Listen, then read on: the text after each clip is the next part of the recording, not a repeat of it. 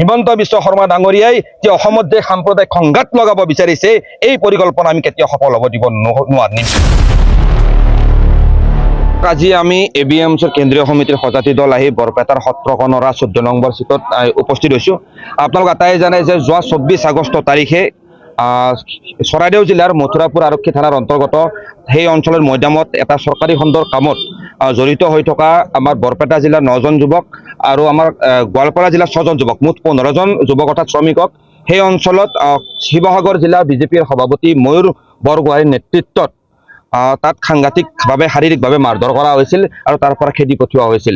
ইতিমধ্যে সেই ভিডিঅ' সেই সময়ত ভাইৰেল হৈ পৰিছিল, কিন্তু সেই সময়ত অসম চৰকাৰৰ তৰফৰ পৰা বা শিৱসাগৰ জিলা প্ৰশাসনৰ তৰফৰ পৰা সেই ভিডিঅ'টোৰ পুৰণি ভিডিঅ' বুলি কোৱা হৈছিল। কিন্তু আজিৰ তাৰিখত এইখিনি কথা পোহৰলৈ আহিছে যে সেই ভিডিঅ'টোতো সম্পূৰ্ণ অৰিজিনেল প্ৰকৃত ভিডিঅ' আছিল আৰু এই ভিডিঅ'টোতো 24 তাৰিখ অৰ্থাৎ 24 আগষ্ট তাৰিখে নিশাৰ ভাগত ৰেকৰ্ড কৰা হৈছিল। আৰু উক্ত ভিডিঅ'ত যিসমূহ শ্ৰমিকৰ ওপৰত আক্ৰমণ কৰা হৈছিল, নিৰ্মমভাৱে প্ৰহাৰ কৰা হৈছিল, পিঠি ফালি দিয়া হৈছিল কোবাই, সেই শ্ৰমিকসকলক আহি আমি ইয়াত বিচাৰি পাইছোঁ আৰু সেই শ্ৰমিকসকলে ইতিমধ্যে বৰপেটা সদৰ আৰক্ষী থানাত উক্ত বিষয়ত এজাহাৰ দাখিল কৰিছে। 24 আগষ্টৰ নিশা তেখেতসকলে মাৰ খাই তাৰ পৰা প্ৰাণৰ ভয়ত পলাই আহি তেখেতসকলে 26 তাৰিখে বৰপেটা সতৰকণাত আহি উপস্থিত হৈছিল। উপস্থিত আহি এই অঞ্চলৰ জাতীয় সংগঠন বিশেষকৈ কৃষক মুক্তি সংগ্ৰাম সমিতিৰ বিষয়ববীয়াসকলৰ সৈতে তেখেতসকলে কথা পাতি ইতিমধ্যে বৰপেটা সদৰ আৰক্ষী থানাত এজাহাৰ দাখিল কৰিছে আৰু আমি ABMC কেন্দ্ৰীয় সমিতিৰ সজাতি দল আহি ইয়াত উপস্থিত হৈছোঁ। উপস্থিত হৈ উক্ত শ্ৰমিকসকল উক্ত যুৱকসকলৰ সৈতে কথা পাতিছোঁ, তেখেতসকলৰ শাৰীৰিক অৱস্থাৰ বুজ লৈছোঁ আৰু ইয়াত আমি আহি আচলতে হতবাক হৈ পৰিছোঁ।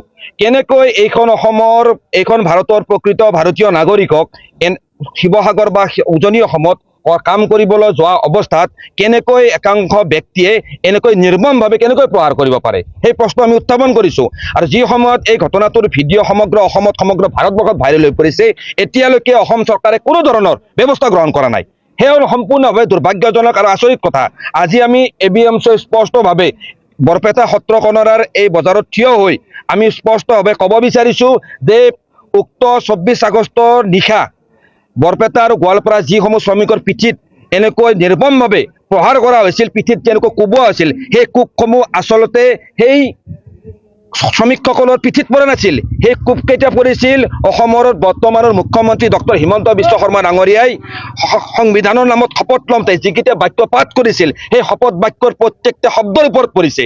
সেইকেইটা কোব অসমত যি বৰ্তমান আইনৰ শাসন ব্যৱস্থা প্ৰচলিত হৈ আছে বুলি অসমৰ সঞ্চালক প্ৰধান ডাঙৰীয়াই ইয়াত বিভিন্ন ধৰণে ধম্বালি মাৰে এই ভাৰতৰ আইনৰ শাসন ব্যৱস্থাৰ ওপৰত পৰিছে। সেইকেইটা কোব ভাৰতৰ সংবিধানৰ ওপৰত পৰিছে। সেইকাৰণে আমি ABMC স্পষ্টভাৱে আহ্বান জনাইছোঁ, বৰপেটা আৰক্ষী থানাত ইতিমধ্যে এজাহাৰ দাখিল কৰা হৈছে।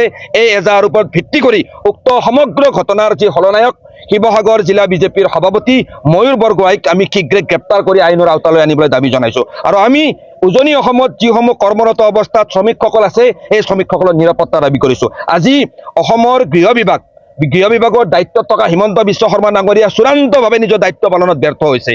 যোৱা এইখিনি সময়ত তেখেতে অসমৰ বিশেষকৈ সংখ্যালঘু মুছলমানসকলৰ বিৰুদ্ধে যিসমূহ কটু মন্তব্য, সাম্প্ৰদায়িক মন্তব্য প্ৰদান কৰিছে, সেই মন্তব্যৰ দ্বাৰা আচলতে তেখেতে যে বিভিন্ন সময়ত বিভিন্ন ইছ্যু ৰূপায়ণত ব্যৰ্থ হৈছে, সেই ব্যৰ্থতাৰ পৰা ইছ্যুসমূহ তেওঁ ডাইভাৰ্ট কৰিব বিচাৰিছে আৰু অসমৰ সংখ্যালঘু মুছলমানসকলক চফ্ট টাৰ্গেট হিচাপে ব্যৱহাৰ কৰিছে। আমি ABMC স্পষ্টভাৱে আহ্বান জনাইছোঁ যে কোনো কাৰণতে অসমত যাতে সাম্প্ৰদায়িক সংঘাত সৃষ্টি কৰিব পৰা কোনো শক্তিকে যাতে কেতিয়াও প্ৰশ্ৰয় দিয়া নহয়।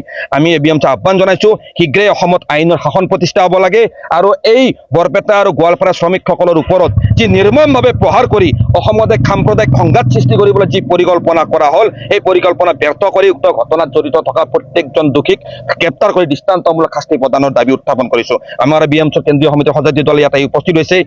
এই বিষয়টো আমি উত্থাপন কৰিছোঁ। যোৱাকালি শিৱসাগৰৰ বিধায়ক অখিল গগৈ ডাঙৰীয়াইও বলিষ্ঠভাৱে এই সমগ্ৰ বিষয়টো অসমৰ বিধানসভাত উত্থাপন কৰিছে, আমি উত্থাপন কৰিছোঁ। আৰু অহাকাইলৈ আমি অসমৰ মাননীয় আৰক্ষী সঞ্চালক প্ৰধান GP সিং ডাঙৰীয়াক সাক্ষাৎ কৰিম।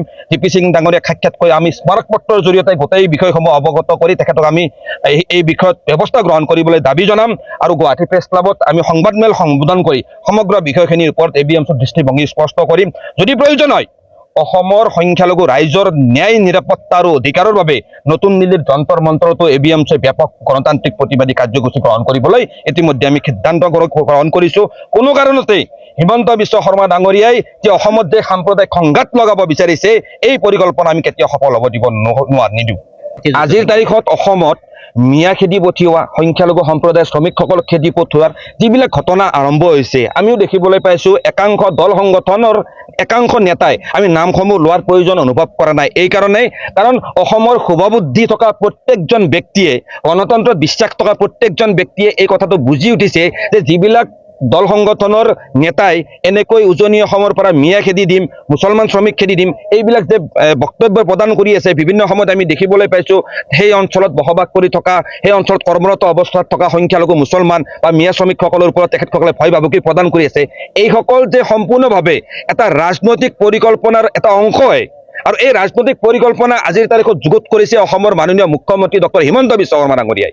ডক্টৰ হিমন্ত বিশ্ব শৰ্মা ডাঙৰীয়াৰ নেতৃত্বত থকা গৃহ বিভাগ ইমান সক্ৰিয় অৱস্থাত থকাৰ পিছত কেনেকৈ উজনি অসমৰ যিটো আমাৰ ন্যায় আৰু আইন শৃংখলাৰ দায়িত্ব কেনেকৈ সেই কোনোবা দল সংগঠন একাংশ নেতৃত্বই কেনেকৈ ল'ব পাৰিলে? আজি অসমত কি আইনৰ শাসন নাই? অসমৰ বৰ্তমানৰ আৰক্ষী সঞ্চালক প্ৰধান জ্ঞানেন্দ্ৰ প্ৰতাপ সিং ডাঙৰীয়া, আপোনাক ABMC সুধিছোঁ, অসমত আইনৰ শাসন ৰক্ষা কৰাত আপুনি ব্যৰ্থ হৈছে নেকি?